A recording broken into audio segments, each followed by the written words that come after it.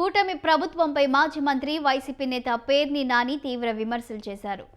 ఏపీలో నరకాసుర పాలన నడుస్తుందని దుయ్యబట్టారు. మనుషుల రూపంలో ఉన్న సైకోల పాలన సాగుతుందని ధ్వజమెత్తారు. వ్యవస్థలను నిర్వీర్యం చేశారని మండిపడ్డారు. రాజకీయ ముసుగులు వేసుకుని హత్యలు చేస్తున్నారని ఫైర్ అయ్యారు. రాష్ట్ర ప్రజలకు ఏమైనా మంచి చేశారని ప్రశ్నించారు. చంద్రబాబు పాలనపై ప్రజల్లో ఏహాభావం ఏర్పడిందన్నారు.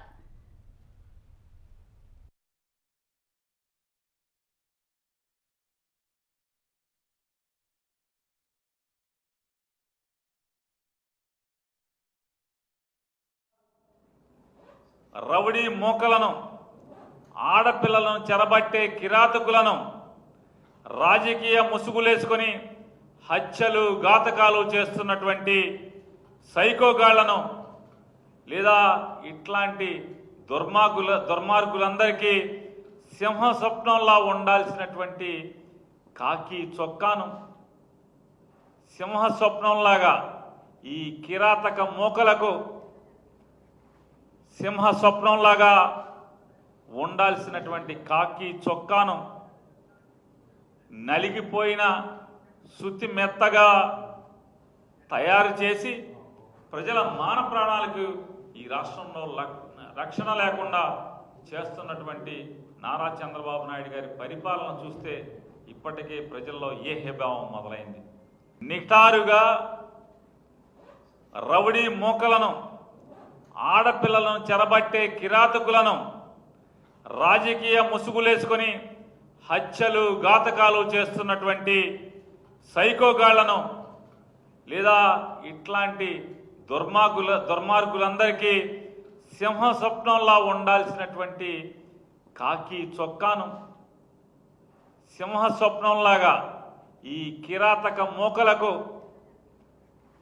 సింహ స్వప్నంలాగా ఉండాల్సినటువంటి కాకి చొక్కాను నలిగిపోయిన శుద్ధి మెత్తగా తయారు చేసి ప్రజల మాన ప్రాణాలకు ఈ రాష్ట్రంలో రక్షణ లేకుండా చేస్తున్నటువంటి నారా చంద్రబాబు నాయుడు గారి పరిపాలన చూస్తే ఇప్పటికే ప్రజల్లో ఏహభావం మొదలైంది. నిటారుగా రౌడీ మూకలను, ఆడపిల్లలను చెరబట్టే నారా చంద్రబాబు నాయుడు గారు ముఖ్యమంత్రిగా ప్రమాణ స్వీకారం చేస్తూ పక్షపాతం కానీ, భయం కానీ, వివక్ష కానీ లేకుండా రాగద్వేషాలకు అతీతంగా పరిపాలన చేస్తాను అని చెప్పి దైవ సాక్షిగా ప్రమాణం చేస్తున్నానని చెప్పని నారా చంద్రబాబు నాయుడు గారు ప్రమాణం చేశారు.